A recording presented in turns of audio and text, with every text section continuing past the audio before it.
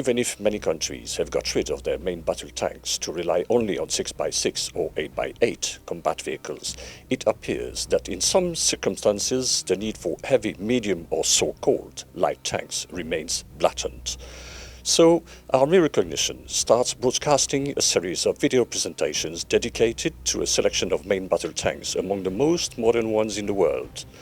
For the first episode of our series, let's have a look on the Russian T-14 Armata, the Leopard 2A7 and the French Leclerc, plus its XLR upgraded version intended to fit into the Scorpion program along with other armored vehicles. Most of the time, the 15th century genius and probably most clever individual of all times, Leonardo da Vinci, didn't totally invent all his numerous machines, but he managed to combine the pieces and bits of inventions made by other people before him. For instance, his so-called tank was an extrapolation of the very old Egyptian concept. German inventors living under the same period as da Vinci also imagined some kind of tanks, but they were unrealistic in terms of mobility. Notice that the craziest project that, of course, never saw even the beginning of an implementation was the result of Adolf Hitler's passion for heavy tanks. The 1,000 tank Ratte, a land cruiser tank, was imagined in 1942. Its main armament consisted in two guns of 380 mm coming from the Gneisenau battleship. Let's come back to reality. In 1915, while World War I was raging, the United Kingdom invented the first tank based on a tracked tractor, the Mark I tank. When armed with a cannon, it was called male. When armed with machine guns only, it was called female. It was designed to precede infantry in assault and cross the trenches. This machine defeated and terrified the Germans, whose machine guns became useless. The next major invention in terms of tank was the little French Renault FT-17, which was also designed as an infantry tank, but much more mobile than the British Mark I and its successors. Combining trucks, armor and guns into a functional vehicle pushed the limits of mechanical technology. A design might have good speed, armor or firepower, but not all three at the same time. Many late war and interwar tank designs evolved toward new, though mostly untried, concepts for future tank roles and tactics. Each nation tended to create its own list of tank classes with different intended roles such as cavalry tanks, breakthrough tanks, fast tanks and assault tanks. French General Charles de Gaulle was a pioneer in designing tactics in which the tank was to be used as an autonomous weapon, not linked to the infantry. He was not listened to in France, but well in Germany, namely by the famous General Heinz Guderian. US General George Patton also promoted the autonomous use of the armored units. World War II initially saw Germany crush the Allied armies with its blitzkrieg concept, where tanks rushed to the enemy at an unexpected speed and with a stunning efficiency. From there, all the armies started to develop their light, medium and heavy tanks. The stars were the Russian T-34, the American M4 Sherman family, and the German Panther and Tiger family, the last mad project actually manufactured in two copies, being the 100-ton Maus tank, whose survivor is displayed at the Tank Museum of Kubinka in Russia.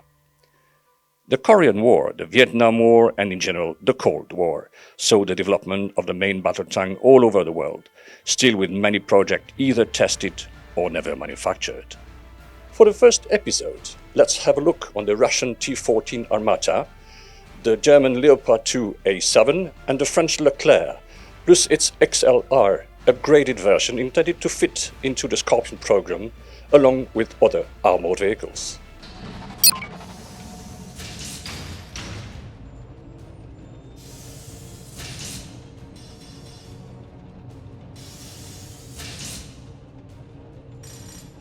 The T-14 Armata has been designed by the Russian defense company Uralvagonzavod. Its development started in 2013, followed by the delivery of a first prototype in 2015. The tank was unveiled to the public during the military parade in Moscow for the Victory Day on the 9th of May 2015. The first field test of the T-14 was performed in 2014. Initially, a total of 2,300 tanks was expected to be supplied by 2020, but this figure was since invalidated. Production and fiscal shortfalls delayed this to 2025 and then to the cancellation of the main production run. The test batch of 100 units is to be delivered and deployed to the 2nd Guards Tarmanskaya Motor Rifle Division, with delivery expected in 2020 or later. The tank's main feature is its unmanned turret. The crew of 3 is seated in an armored capsule in the front of the hull. The appearance of the remotely controlled gun could eventually lead to development of a fully robotic tank that could be deployed as part of the spearhead of an offensive. The main armament of the T-14 is a 125mm smooth gun cannon. Its muzzle energy is claimed to be greater than of the German Leopard 2's Rheinmetall 120mm gun, which is considered one of the world's best cannons. This new cannon is also 15 to 20% more accurate than its predecessor, and also boasts a 70% increase in accuracy while moving compared to the older Soviet 125mm cannons. Features include a fire rate of 10 to 12 rounds per minute and a maximum effective penetration range of 8 km with anti-tank guided missiles. The cannon can fire a wide range of ammunition. The T-14 is powered by a diesel engine delivering up to 1,500 horsepower. The engine's theoretical maximum power, not normally used, is 2,000 horsepower, at the cost of radically decreasing its service life, projected at 2,000 hours at nominal 1,500 horsepower, comparable to other modern tank engines, and up to 10,000 hours at moderated 1,200 horsepower. The engine is electronically controlled. The T-14 has a 12-speed automatic gearbox with a top speed of 80 to 90 km an hour at a range of 100 km. At least one expert speculated that the transmission might be an electronically controlled mechanical gearbox with external reverse and demultiplier gears, giving the tank equal forward and reverse gear ranges. Other sources suggest a partly or fully hydrostatic transmission. Uniquely for a Soviet-Russian design, the transmission is joined with the engine into a single unit that can be swapped out in the field in just under 30 minutes.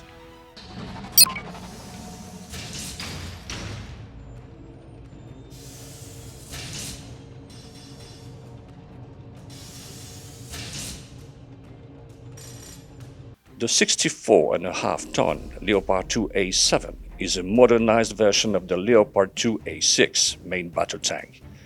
The main features of this new upgrade of the Leopard 2 tank include a new armor, an energy supply system, and a new weapon engagement system. The Leopard 2A7 differs from the 2A7 Plus variant and is not optimized for urban warfare. The first tanks were delivered to the German army in December 2014.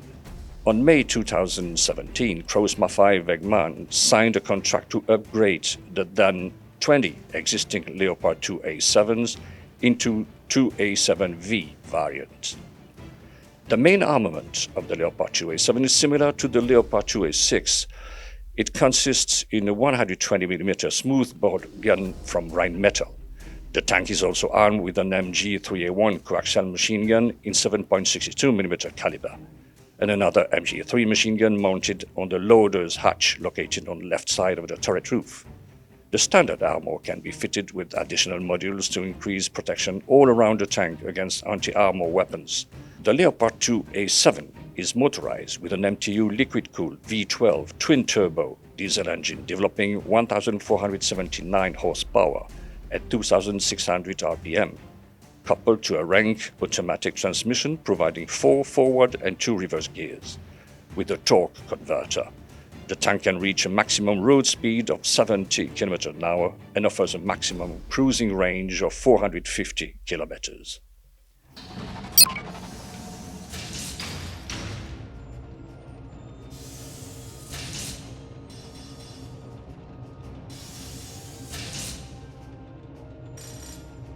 The Leclerc is a main battle tank designed, developed and manufactured by the French company Nexter Systems, at the time named Giat Industries, in view of replacing the old AMX-30. It was named in honor of General Philippe Leclerc de Hautecloque, in command of Free French 2nd Armored Division, the 2e DB, in World War II.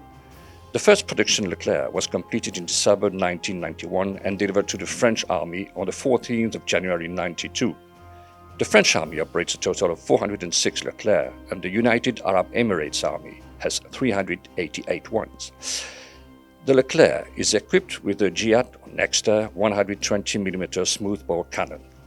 This cannon is capable of firing the same NATO standard 120mm rounds as the German Leopard 2 and the US M1A2 Abrams. The Leclerc has a unique auto-loading system which was specifically designed for it, which reduces the crew to 3 by eliminating the human loader. The system allows a rate of fire of 12 shots per minute. It can accommodate up to 6 different types of ammunition, although like most autoloader systems, it cannot change ammunition types once a round has been loaded. The Leclerc is also equipped with a 12.7mm coaxial machine gun and a remote-controlled 7.62 machine gun, whereas most other NATO tanks use 7.62mm weapons for both their coaxial and top machine gun mounts. The Leclerc has an 8-cylinder 1,500 horsepower hyperbar diesel engine and a rank automatic transmission with 5 forward and 2 reverse gears. The official maximum speed by road is 72 km and 55 off-road. The maximum range is given as 550 km, but it can be extended to 650 km with removable external tanks. The hyperbar system integrates a turbomeca gas turbine in the engine, acting both as a turbocharger and an auxiliary power unit, giving auxiliary power to all systems when the main engine is shut down. The hyperbar name comes from the unusually high boost pressure of 7.5 bar and the resulting mean effective pressure of 32.1 bar. To compare, the largest diesel engine in the world, the Wärtsilä RTA96, has a mean effective pressure of 18.6 bar. The gearbox is equipped with the hydrokinetic retarder, which can slow the Leclerc down at a deceleration rate of 7 meters per second, which is automatically used over 30 kilometers an hour. The engine exhaust is cooled to reduce the thermal signature of the Leclerc. The transmission is hydromechanical with 5 forward and 2 reverse gears. Fuel tanks contain 1,300 liters. The two 200-liter external tanks can be fitted on the rear of the turret, but these have to be jettisoned before entering combat since they limit turret rotation. At a combat weight of just 56 tons, the Leclerc is one of the lighter main battle tanks in the world, though still much heavier than Soviet and later Russian designs. This gives it one of the best power-to-weight ratio among the Western tanks, 27 horsepower per ton, and makes it one of the fastest MBTs of its generation. It takes 5 seconds from 0 to 32 km an hour. The accelerations are just fantastic. The Leclerc Scorpion, or XLR, is a modernized version of the Leclerc and will have a combat weight of 57 tons. Valued at approximately 330 million euro, the contract provided for the delivery of 200 renovated Leclerc tanks and 18 renovated DCL armored recovery vehicles based on the Leclerc MBT from 2020. The aim of this program is to maintain the Leclerc in service with the French armed forces beyond 2040. The first 2 prototypes were planned to be completed in 2018, and the remaining 198 units will be upgraded from 2020 through 2028. The Leclerc XLR keeps the same armament as the original Leclerc. On top of the 12.7mm coaxial machine gun, the Leclerc XLR is fitted with a remotely operated weapon station mounted on the top of the turret, which is armed with a 7.62mm machine gun. The XLR is protected with the new armor package that includes additional modular armor on the hull and turret. The front parts of the hull sides are protected by thick passive armor, while their rear part and turret rear are fitted with wire cage armor to somewhat protect them against anti-tank missiles and RPGs. We hope you have appreciated this first episode about the most modern battle tanks. The next episode will be dedicated to the M1A2 C Abrams, the Chinese Type 99, and the Iranian Karrar. If it's not already done, do not forget to subscribe to our Defense Web TV channel and to hit the bell to not miss the next episode.